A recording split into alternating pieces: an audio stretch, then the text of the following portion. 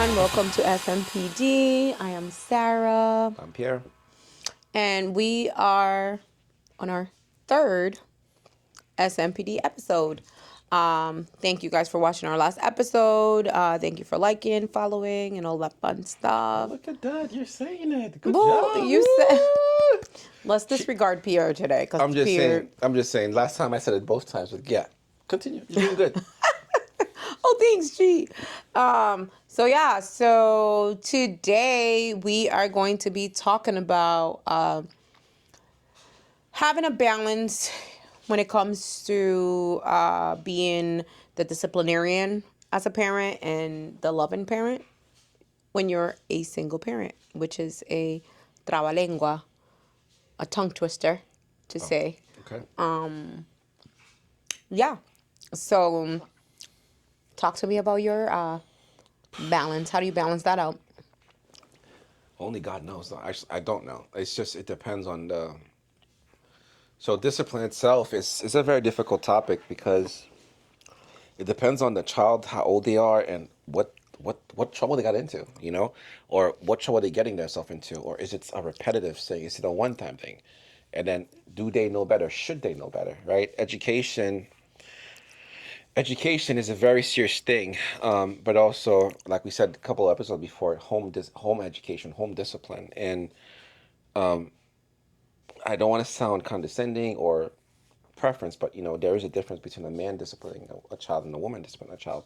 Now, obviously, I know one can switch from one to the other if you want to be a loving type or the more rugged type, if you want to say. But that's the part where I believe having the two parents will come helpful because the father will be the strict disciplinarian. A lot of times, even me when I was a child, something was happening. Mom was okay, I understand. Don't tell this to your dad.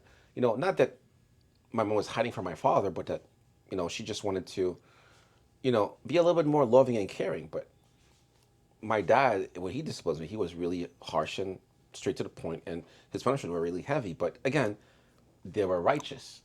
So, So you thought even though he was harsh, he was fair?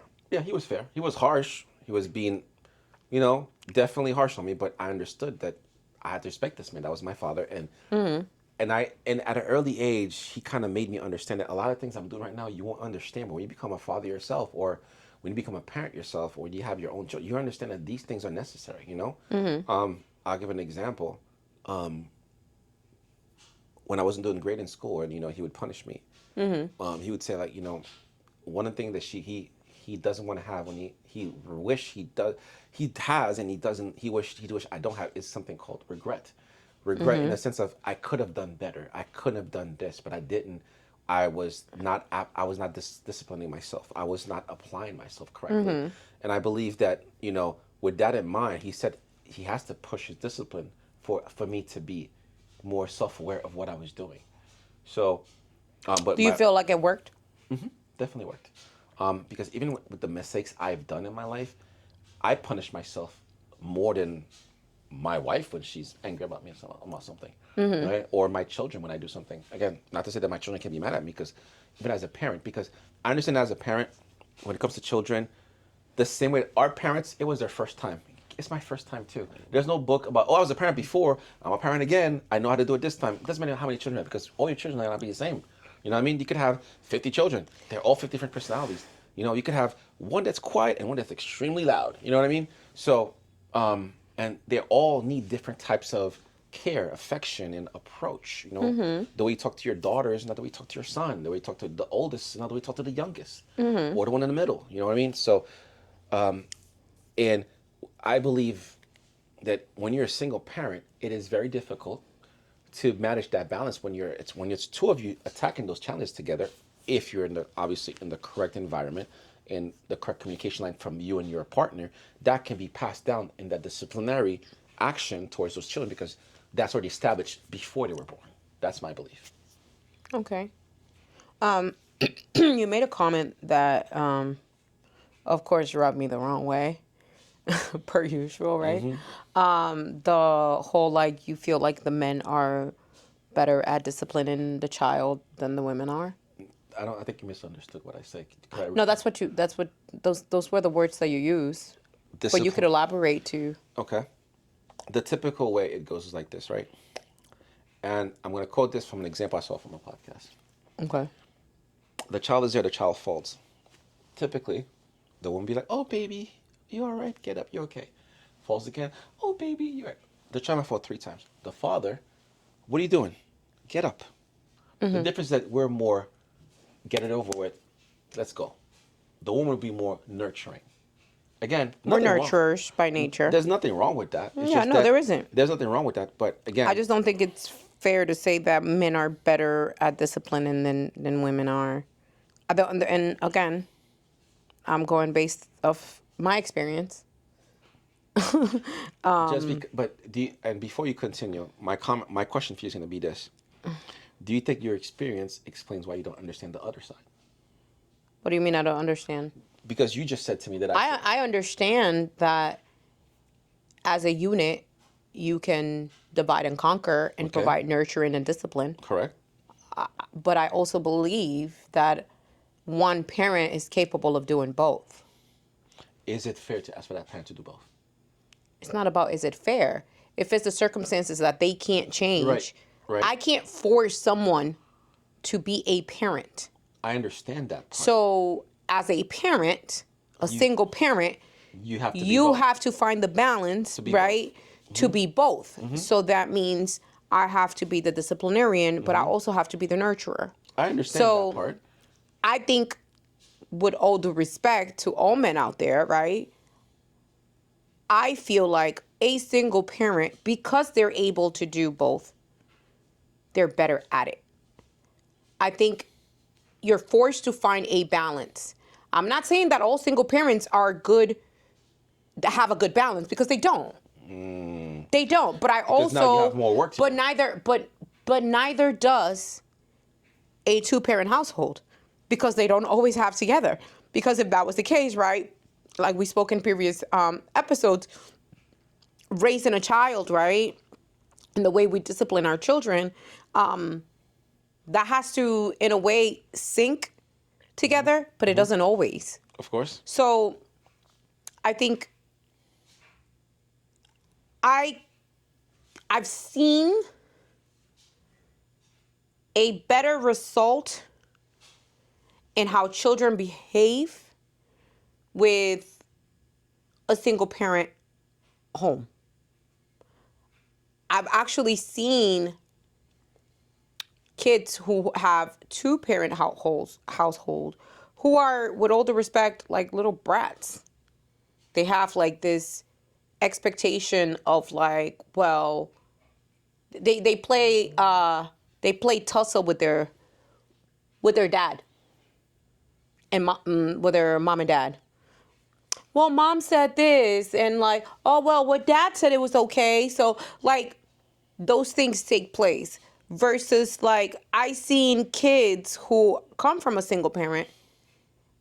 They don't have that back and forth. They just, my mom said no, that's it. My dad said no, that's it. Like, So you're telling me that the child is able to manipulate the both parents? oh, whoa, wait a minute. Because you're saying, Can I be clear? Kids Because- are the biggest manipulators that exist, just so you know. okay, sure. It's If you say true. They're so. master manipulators. Children, listen, my 5-year-old nephew, you know him. Potato. My 5-year-old nephew, he will get you to do whatever he wants. And when you go and try to do what he wants to do, you find out that someone already did it for him. He knows. Help him his cuteness. He knows my auntie will drop somebody quick for me. That means my son too. So he'll come, like the other day. We were over here for Caden's birthday. And all the kids were down here playing, and Potato goes upstairs. He's like, Auntie, Caden is not letting me play. What do?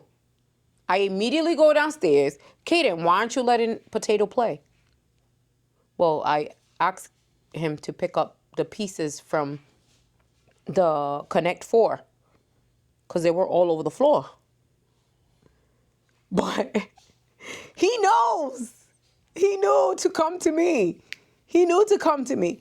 He knew that if he went to his mom or to my brother, right, they would know. They'd be like, what did you do? Why aren't you? You know what I'm saying? Mm-hmm. So kids are master manipulators, just FYI. They're just, Unless they're I'm being- children, they know. Unless I'm still being played, I don't know about it. Trust me, Wow. you're being played. That's it's just what it is. Okay. That's what I'm kids being, do. I'm being played. I'm certain my son does it to me too.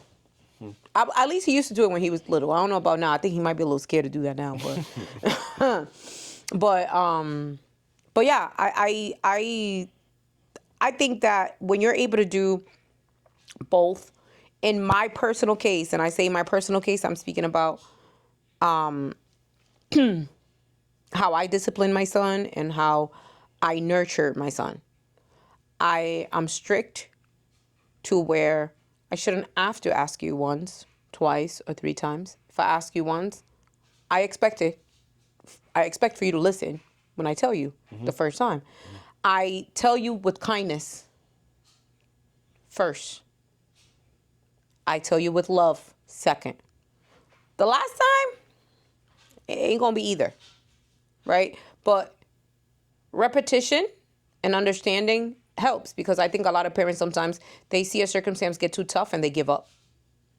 They'll say like, "Oh, it's too hard. I'm not gonna do it." That's just what it is. For me to get Caden to sleep in his home bed was hard, and it took a good 3 weeks. You know what? You know what I did? I used this woman, that woman from England, the nanny. I used her method. I would bring him to the bed and tell him, you have to stay in your bed. And I kept doing that. And I kept doing that. And I kept doing that. Those hard things, yes, it may be easier if you're able to have a partner there with you, because maybe you could share that responsibility. But that isn't always the case. That isn't always the case. You have fathers sometimes that will not get up to feed the crying baby. That's just what it is. They won't get up to in the middle of the night to do a diaper because they feel like, well, I work, so I shouldn't have to get up. Like there's a bunch of different circumstances. But do I feel like a single parent can find a balance between showcasing tough love and being nurturing? I think so. I do. I mean, and the reason why I feel that way is because I did it. I did it. But my son can come to me with absolutely anything. And he knows that if he's hurting, I'm his comfort. If you go ask my son right now, who's his best friend? He's not going to say none of his friends from school. He's not even going to say his girlfriend. He's going to say his mother. Because I've given him that safe space where, like, okay, yes, she might yell at me sometimes, but she also shows me that she loves me. She also shows me that she cares about me. She also shows me that I'm doing this for your betterment. A balance, I think, is perfectly capable. And no, I don't think a man versus a woman can do it better. Like, I don't think it's a gender thing. No, it's not. I do believe that if you're capable of doing both, even in a 2-parent household, because a mom can't overly nurture their child. I think that's damaging. Of course. And a father can't overly discipline their child. That's also damaging too. too. Yeah. So, like, and even having one nurturing and one damaging, you don't want your kid to, like, say if one of the parents pass away, God forbid. Now he's stuck with just one type of love. Now you're stuck. We're just like, okay, the nurturing parent, and you're crippling your kid.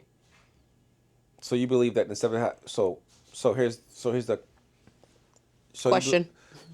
So you believe that one. Okay, I understand one person can attempt to do both to their best knowledge. Not attempt, can do. I did it. To the best of their capabilities, whichever.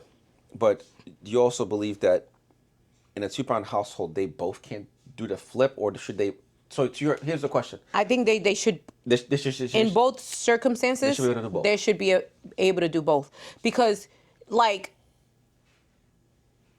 even though you're disciplining a boy as a man, you still got to show that boy that it's okay to be vulnerable, that it's okay to be kind and soft. It's okay for you to think or even believe that, oh no, you have to be tough and suck it up and be a man. Like, that's not fair. And that's why there is a huge mental crisis right now for men specifically, because men are unable to be themselves. They're unable to be vulnerable because society tells them, you gotta be a tough guy. You gotta suck it up, buttercup. I don't wanna see no tears. They're fucking, excuse my English, they're human You're beings. gonna bleep that. No, we're not bleeping anything. Okay. This is organically. This is organic. Like, it is unfair to have the expectation that a man is going to be a block of ice or a brick. No, we do understand that a man cannot be a block, but we do understand definitely. But even though that is true, what you're saying, a man also needs to be again, on a tangent here. Yes, a father can show his son all these things, right? The roughness, the love, the affection, the vulnerability. But again, for us, man, the difference is that we have to be careful who we're vulnerable with. We can't just be vulnerable with just anybody. Again, And you could teach your son that. of your, course, that's what I'm teaching your children that's that. what I'm teaching my sons. It's not about, yes, vulnerable, but not vulnerable to everybody, right? To your family members you're close to, yes. The other men who are in your life, yes. But not every woman should see a man vulnerable because it creates another. I'm not saying that certain women cannot, maybe your spouse or the case may be, but again, we understand as men that we have certain limits into what we're allowed to, the amount of vulnerability we're allowed to, and who to show it to. But don't you think that's a problem? I think that's a problem because women are able to be vulnerable in any and all circumstance. But again, this is the thing I was talking to, I don't know if it was my son, I was talking to somebody else. God created again, I'm not saying what belief I am, but the Creator made the world in a way of a perfect balance. The same way that we don't like the same things, we're not attracted to the same things, we don't behave the same way when it comes to men and women. No, because we've all had different experiences. This experience, but also different ways of living. So yes, I understand it's a challenge, but in the same sense, women have their own challenge that men will never understand. So this one, a challenge that men have. Yes, it could be. It is a crisis. It is an ongoing scenario, but it's always been something for us men. But we also understand as men, we are built on those challenges. Those challenges, if we can get through them, will make the type of man that we are. And again, if you're lucky, not lucky, I'm looking for. If you are lucky, because some people don't have that luck. If you're lucky to have that environment, that village, right, that is supporting you as a child growing up, you will find the right people to be vulnerable to and with, right? But again, this is not always possible for everybody. No, it isn't, and I think we mentioned that on the first episode when we said, like, when I was talking about the support that I received, and not everybody has that. Yep, correct. Not everybody has that level of support, but And I think also that creates another issue where now that child who didn't have that support now growing up, hopefully, if your partner, and again, back to the same, I'm always gonna say this every single episode, the communication part, right? Was it communicated between us two that, hey, this is the life that I had. What life did you have? Then we're coming together to build our own family. Again, two-parent household option. Can we decide in our two lives which method worked better for us? What method or what combination of methods should we use to make that better human being, that better version of, because that's how it should go. That's how it should go. Yes, agreed. And again, now being a single parent, ultimately you have that decision to figure out, okay, what am I going to use? What tools am I going to use to teach that child, those children, how to become a better version of me? Simply put. Do you feel like your children should be a version of you? It's their decision what they want to be when they're adults. But when you're a parent, and that's something I picked up from my dad and my mother, they put all these things, right? Going to church, believing in God, that's an example. Yeah, being a God-fearing man. Being a hardworking person, being an educated person, believing in this, in not necessarily school, but educating yourself. Yeah. Learning trades, learning habits, good, positive things. They teach you those things. and they're not teaching them to you just to teach you those good things. They teach you the habit of applying yourself Learning. that Yeah, way. yeah, yeah, yeah. So they might be a different version of their own personality, but that version has the traits that you installed into them. That's what I believe a parent's job is. My children will not be me. They'll probably be almost like me. They'll look like me. They'll probably smell like me. They won't be me. They'll be a better Oh version. God, I really hope they don't smell like you. Okay, first of all, I don't. That's really weird. But I hope that they become a better version of me or a better version of me and my partner. That Yeah, they I think most parents want that. Yeah, Yeah. that's what most parents want. You want to see that. Oh, okay, it is, and I have children different ages, but it is one of the most proudest thing when you see your kid graduate from high school, graduate from middle school, because like okay, it's a step, and when you see their and then when their grades, or let's say their grades are slipping, hey, what are you doing? What's going on? And then the next month the grades back up. Oh, thank God. Because even though, and I always laughed at this because I realized this when I was in high school myself. My dad was always stressed when it was time to get that final card. Because back home we call it cut. How you guys say that in English? Semester? No. Quarter? At the end of the year, your grades at the end of the year. Finals? Yeah, when you get finals, the final results. Yeah. My dad was more stressed than I was to know, do I pass to go to the next grade? Well, that happens to me and- now. Exactly. I'm like, okay, did my kids pass? Did they? Let me. Yeah. It's like I didn't even go to school. I'm done with school. Why am I stressing about school? You know what I mean? Yeah. So every parent, hopefully, that is loving and care about their children has that stress every time it's that time of the year. But of course, there are some, but again, even though past that, as your child get older, once you know that you have done everything you can in your power to show that child the right way, and that child has showed you that they're listening and following to their best possible capability of following those traits and lessons, they should be able to apply moving forward all their lives. They will stumble, they will fall. It has happened. Do you feel like you have to let your kid fall? Yes. Yeah. And I feel like you do. You that's do. That's part of not Yes. nurturing overly nurturing them. Right, and that's the joke we said about it. If a child, and I remember this because my brother did the exact same thing. When I heard it, it was so funny. My brother had a fork. He was going to the plug. And my mother's like, oh my God. My dad goes, leave him alone. I told him 3 times not to touch it. And again, this was back in Haiti, please. It's not over here, okay? And then Which means that if he put that fork in that hole, he gonna die. Yeah. And then, but again, thank God we had an inverter, so it wasn't like regular power. Okay, It was like partial power. Yeah. He got shocked. He never did it again. You know what I mean? Sometimes You learned. you learn from that lesson. But the problem guilty. we have with this day and age of 2024 and this current world view is that people make mistakes. That's fine, but then again, are they learning from their mistakes? And I think, to me, that is the biggest challenge: is that people make mistakes. Oh, I made a mistake. No, you made a mistake. What did you learn from it? You're gonna keep making that mistake. What's the point of learning? What's the point of making the mistake in the first place? So That's I my don't think biggest- mistakes are something that people plan to do. Of course, but did Like- you learn from it? That's what I said. Learning from them is important, of course. Yes, 100%, right? Sometimes people are hard-headed because there are people out there that are that are hard-headed. That's Excuse 2 my F-bombs. Man, you're on a rant today. Yes, the other time it was me, now it's you. Good job here. Go ahead. So, you're a bad influence. So I feel like if you're going to fall on your face, right? And you don't get what the lesson is, I think You deserve to fall again? you almost like bring yourself for it to take place again. Like, oh, I don't want to bring religion into it. But I feel like God will do that. God will be like, oh, you didn't get it? Okay, no problem. Here you go again. I'm going to show you again what it is. Yep. You may not get it again. Yep. All right, boom. So I think like there are circumstances where like people are hard-headed and they do need to like go through something more than once to understand like maybe I shouldn't do this.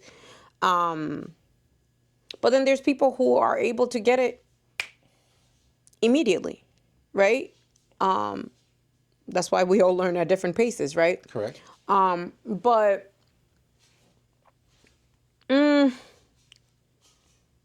I feel like letting your children fall on their faces is important. It builds character. I'm a strong believer in that. I feel like when Caden was, I can't even remember how old he was. I want to say he was maybe 2.5. He started working out 10 months. He was walking really early. I remember I had the oven open down.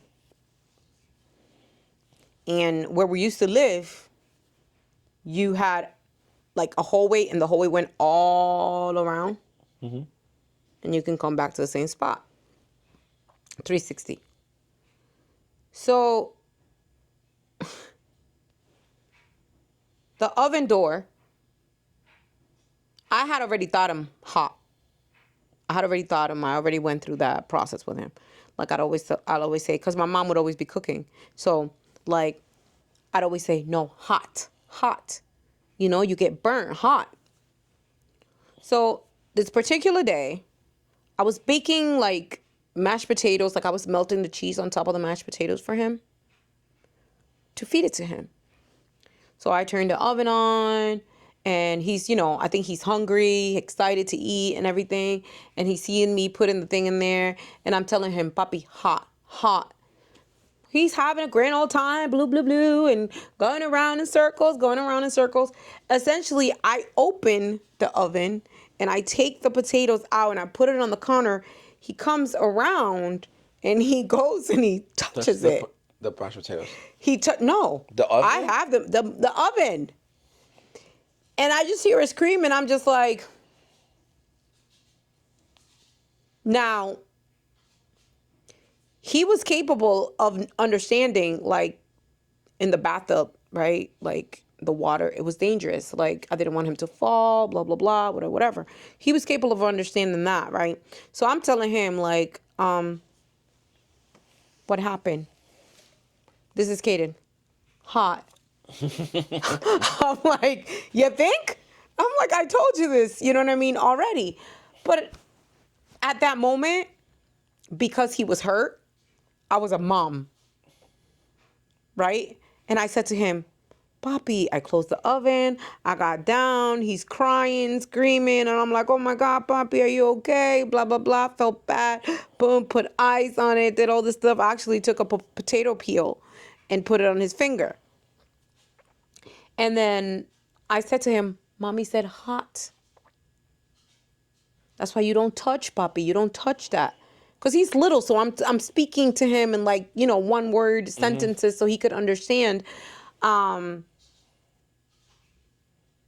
he felt safe. Even though like he got in trouble for touching it, he felt safe because I was still giving him love. I was taking care of him. That's part of being nurturing and all that stuff, but letting him know like, you shouldn't have done that, kid. I told you, warned you a few times before already. But his age is a factor. He's a baby. He was a baby. So I think I'm partly responsible for that. So, yeah. That's good. No, accountability is always good. You what? Accountability is always good. Okay, 100%. What? I haven't been a perfect parent. Do you feel like you've been a perfect parent? You already know the answer to that one. Really? They don't know the answer to that one. I'm not. I'm a very bad person. You're a very bad person? Very bad person. I have to agree. See? At least we're good on something for today. Yeah, there you go. No more F-bombs, though. But yeah, no, so discipline styles, do you feel they come like for you because you had your both parents? Do you feel that you took more from your dad than you did your mom? Or do you feel like you're in between them? I Do you took take both, and again, that's why I said the way I answered. I think I took both, and I think that I not just took them both, but I was fortunate enough to have a multifaceted education. I'm saying it because I didn't just take my mom, my dad, my grandmother, my uncle, passed away. Now my aunts and the school I went to, because I went to the Catholic school. All boys were said about that. So I took all these together and I kind of put a jumbo mix of how to raise the children. Again, it Okay. depends on what the scenario is. The one thing that I do in every case scenario, whether it's in my personal life or with my children, is that before I get upset when something happens, I ask questions first because I want to make sure that what happened happens. I don't just say, for example, the school calls me, oh, the child that does this and that. Okay, when I get home, hey, what happened in school today? Tell me in your own words, what did you do and why did you do it? If it makes sense, then I'll sit down and have the conversation and then have the punishment. But if it does not make sense, then I'll be like, okay, or it feels like it's being deceitful, or hopefully they don't lie to me, or I feel like it doesn't make any sense, then that's when I get not necessarily angry, but I show more disappointment and I show more Do what's the you word I'm see looking like even like showcasing, or even like you're almost ashamed of showing anger as a parent?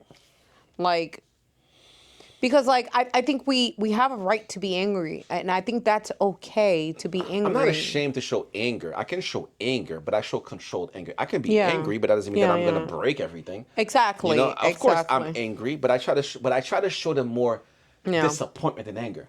Anger is easy. You can get mad just because you had a bad day. You can get mad because you broke something, but disappointment hurts the child. I think disappointment hurts the children, even affects the children more to understand what they did that was wrong. Again, that's me. I believe that once you say, you know what, for example, I think one of my again sons, there has to be a balance though, one of my, because I you understand show that. disappointed, but do you show pride too? Like when they do something good. Of course, Yeah, that's what that's a I given. mean. Yeah. Hey, when they're great, like I said, we'll talk about their grades, right? Yeah. But again, Those matter. I think that showing them that you're disappointed in them and tell you know what, why did you do that? For example, one of my sons was always getting in trouble, and Your sisters? one of my sons was always getting in trouble every time. It's like, B, what did you do? And his mother would come and tell me, I'm like, wait a second, let me talk to him first. He gets from school, okay, talk to me. What happened? Oh, dad, this and that. Okay. So I talked to him and asked questions. If he's lying to me, like, dude, first of all, that doesn't make any sense because they told me this. So are they lying? Oh, but I don't know. Why would they lie? What do you? One of my sons has, and I always say this, a superhero complex. He always wants to be right. He always wants to be everything to be fair. He always want to be the one. It's not your job to fix everything, dude. Your job is school, Yeah. and when you're here, looking over your siblings, being a good brother. That's your job, and help around the house when you can. That's your job. You can't be anything else. So you're 40 years or 20 years ahead, bro. Stay where you are. You will wish you were a kid when you turn 30. Trust me. So when I show him disappointed. And I tell him, what is this? Why are you doing this? And I tell him that, I'm angry, but I'm more disappointed because you're hurting me, you're hurting your mother. When I say these things to him, my children will cry. And that's my sons, all of them. If I tell them I disappointed them, and then I don't need to, again, I know we're from the islands, I don't need to pull out my belt. My kids will weep when I tell them, and the look I give them and the way I speak to them, I'm not talking down to them. I'm not yelling at them. I'm saying, dude, like, why? Why would you do that? Like, that's embarrassing. And I tell them I'm embarrassed, and you're hurting me. You're hurting your mother. You're making a disgrace of the family name. They start whimpering. It's like they're ashamed. That's extreme, no, don't you think? It's not extreme because it makes them think twice. What I'm doing is, now my son doesn't do that anymore. He hasn't done that stuff anymore since those days. And it was a couple of times. It took a lot of repetition, but now his grades are, he has his up and down, but now Yeah, he's his human. school year, I'm like his school year, for example, right now, I'm like, dude, good job. What do you want for Christmas? Or what do you want for this? Or, hey, how's everything going on? How's your friends and what are you working on? Do you use like special holidays to discipline? Like, do you weaponize special holidays to discipline your children? Yes, I do. Okay. Because what I do sometimes, and this is Fred, Fred. There was a time when he was misbehaving. I was like, Fred, if you don't do this, you're not gonna have a bike by Christmas. Like, what? You're gonna get a bike? Okay, Dad, I got it. That was that. Fred, if you don't do this, you're not gonna get the PS4, the PS5. What? I wanna do it. Because I know what the children love. And sometimes that little reward, I understand. And don't get me wrong, I'm not saying that's the right way to do it. Choose whatever way you want. Yeah, everyone But has their rewards own are good. But parenting rewards, style. I make sure my kids understand also rewards are not always guaranteed. Yes, I could reward you for this. I'll keep my word. But then again, sometimes I'll tell them, "Oh, Dad, if I do this, can I get like no? First of all, you get it if I want to. That is your job. For example, I'm gonna take a random example. My daughter was like, "Oh, I need a phone this year or by." No, you're not gonna get a phone this year. You're gonna get a phone in that year, in 3 years or 4 years. Right now, you're not gonna get a phone. Oh, but I don't care, and you're still gonna do good grades because it's your responsibility to get good grades. And it's okay that, and that's it. They're not mad. Yeah. They know that. Okay, we're not right now, but I'll get it in a couple of years. But you can ask for this. But or- because you're communicating it to them. exactly. Yeah, I think the norm would be for them to understand it. That is not something that Yeah, the they award is not something- deserve, yeah, or the award is me it's wanting to give it- mandatory. Yep. Is whether or not I Yep. decide Like, exactly to give it to because you. I need to understand. And sometimes even when I can do something for the kids, I'll give an example. Oh, my daughter texts me. Oh, Daddy, can I get money for this and that from DoorDash? No, but I have it. I just want to say no. Okay, Dad, and that's it. They stop. They need to learn. But just because I can doesn't mean I have to say yes with them. Sometimes, yeah. And I'm not trying to be mean. And I hope my kids are not watching this. I'm not trying to be mean. And I do all of you kids. But all I'm saying is that sometimes you tell them no because they need to understand that sometimes life is going to tell you no. That doesn't stop you from doing what you have to do. Absolutely, 100%. Me as a parent, I'm a little different, but that's okay, right? I feel like I don't weaponize holidays, but the only reason why I do that is because a holiday, it doesn't necessarily mean like I look at it as a crutch for them to do the right thing, and then when they get it, they could always revert back to the behavior. So what I much rather do is have the expectation of like, it is your job. You have a roof over your head, you're well fed, you're well taken care of, you have everything on your back. It is your job to do well in school, to perform well in school. That is your job. That's your only job, Right. Like I said. to perform well, right? Now, when it comes to holidays, birthdays, and things of that sort, the way I look at it, there was a year where I didn't give no gifts. What I did was like, you have to donate a gift to somebody. And my son specifically, he took it really well. I wanted to see that. I needed to see that reaction, I guess right? that's close to me saying no to things, right? Yeah. Yeah, of course. And then it ended up that the other child was upset because they weren't receiving a gift. You know what I mean? But I think in that moment, first of all, I learned who my children were, right? But also I think they learned like, okay, not everything has to be when I want, what I want. You know How what I I want, mean? yeah. How I want it, but also understanding that there's other people out there that are without. I understand what you did. I mean, I don't know how old the children are. Again, that's your choice, of course. But I don't think it's. Yes, they need to know what's out there. I think that was extreme, though, because Why was extreme? I think that was extreme for you to say you're not gonna get it. You're gonna give. You're not gonna get a gift, and you're gonna give it to somebody else who's less. They didn't do anything bad. No, I didn't say they did anything bad. I did that to teach them to volunteer and gift and care about other people. You have everything that you need. No, I There's people that don't have a I roof understand over that. their head and stuff. I don't think that was extreme. Here's my question to this.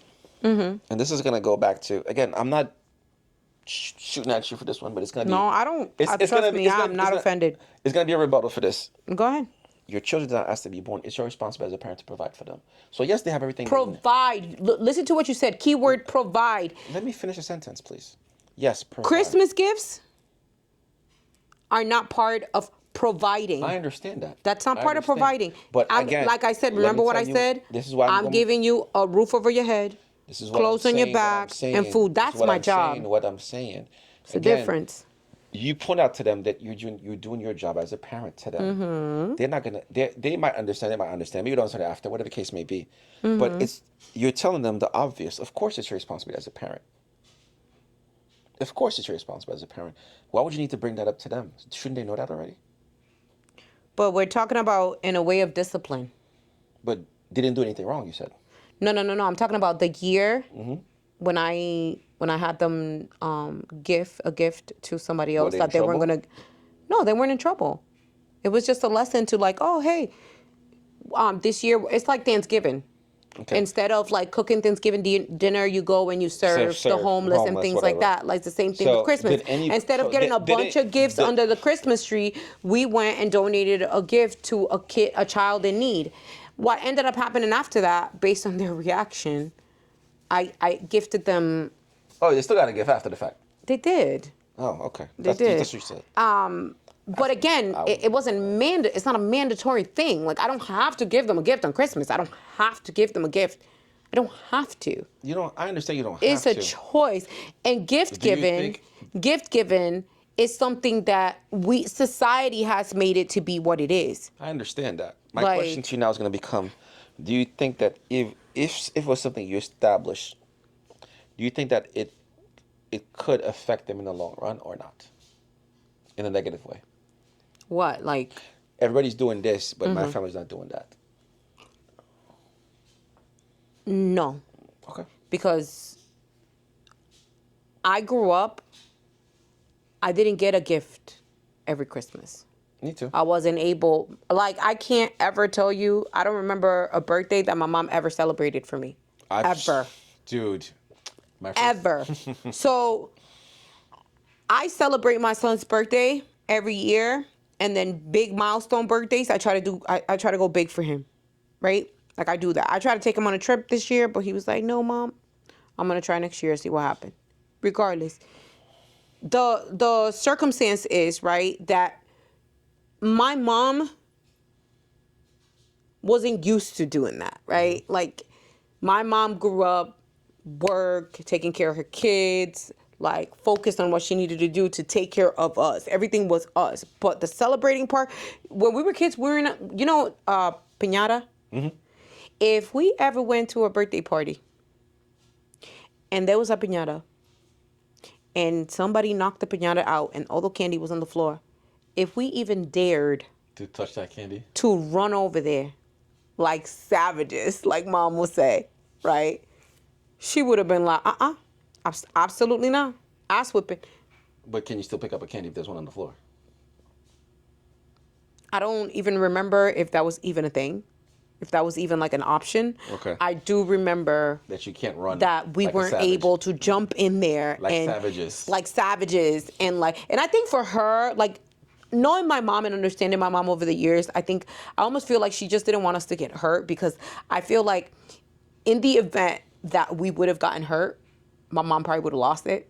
Mm-hmm. Like, you know what I'm saying? Like, we're not doing that. But for us, right, seeing other kids do that, You wanted to do it too. we wanted to do it too because we were kids, right? Of We wanted to have fun. We thought it was fun, whatever. And like now, as adults, like I can say that affected me, but it affected me because I almost feel like I was kept from being a child, right? And grew up, right, unnecessarily fast, right? Yep. Okay. But her not celebrating my birthdays, right, with a cake and candle and singing and all that stuff, that wasn't the thing. But you know what? My mom always made us feel special on our birthday. She would either make our favorite meal. She doesn't now. I think every family has a different custom, and a person is not going to miss something that they didn't grow up with. Yeah. Even if other people have it, even if other people do it, Jehovah Witnesses, they don't celebrate any birthdays. They don't celebrate any Christmases. They don't do none of that. Their kids, they grow up to be fine adults. There's nothing wrong with that. Fair point. All right. What else we got? Do you have like anything that missed out of your childhood, like that you feel like Whatever I missed, I already got. whatever you missed, you already got? So Explain. Okay. When I was growing up, game systems. That was, if you know game system, that was early game system. Nintendo. Not 360, the first Nintendo. I had that, played a little bit. But then other games came out after that. It was Nintendo 64, Nintendo DS, a bunch of different game systems came after. Still, we're good? I have no idea. Take a look at it. You could pause it. My phone's dead. Oh, okay. So I hadn't. Well, the camera's still working. Well, the microphone. So I had no idea if. I'm sorry. Let me say that again. So I had the first Nintendo, but then it came a bunch of things after Nintendo 64, Switch, Gamecast, all these games that came after, even Yeah, the PS4. So I've always had my first Nintendo, but after that, everything that came after, my parents never got me. They only got that. It was your only game system. You're not getting anything else after that. I used to play my cousin's game system. It kind of stuck with me because when I became an adult, and it's gonna be funny, first time I was unemployed, my first unemployment check, guess what I bought with it? A PS4. Beautiful. Okay. My wife hated me for it because why'd you buy a PS4? Babe, I said unemployment. I'm gonna get checked next week. I bought a PS4 and I was playing games every day, but I still applied for jobs obviously. But she didn't know that because she was working her side. So I was unemployed for a couple of months, but all the time I bought a PS4, I was playing video games every day. It was my first PS4 and I was excited, like I was a kid again. You were a big kid. Oh my god, and That's understandable, though. You know what I mean? But again, like I said, whatever I wanted to have as a child, as an adult, I got it. So I'm okay. But, Yeah. But I'm okay. It wasn't that bad, right? Going without. No, but Do you feel like you needed it? Imagine, okay. I'll give an example. I think it's something that I have an example. One of my friends, him, every time, because we were in Haiti, every time somebody would a family would send him a game system, you know what he would do with it? Play it for a day and then sell it. He got every single, Why? He'd rather have money. Every time he comes in, he'll play for a day or not play at all and sell it right away. Sell to somebody or somebody. He would sell that stuff. He didn't care about game systems. Again, that was his preference. That was what he didn't care. He never took pleasure in that. That's disturbing. That's not disturbing.